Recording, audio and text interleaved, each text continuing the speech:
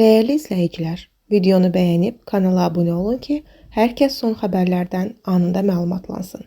Fövqəladə Hallar Nazirliyi 112 qaynar telefon xəttinə Abşeron rayonu Xırdalan şəhəri Məmməd Əmin Rəsulzadə küçəsində yerləşən yaşayış binasında vətəndaşların bağlı qapı arxasında köməksiz vəziyyətdə qalması barədə məlumat daxil olub.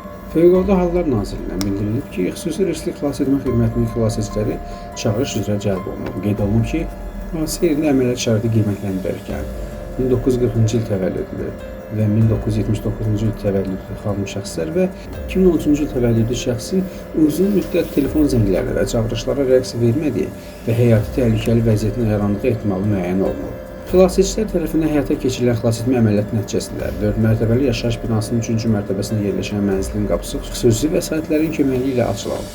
İlkin ehtimala görə, dəm qaz səbəbindən huşsuz vəziyyətdə aşkar edilən vətəndaşlara ilk yardım göstərilərək dərhal xəstəxanaya çatdırılırlar.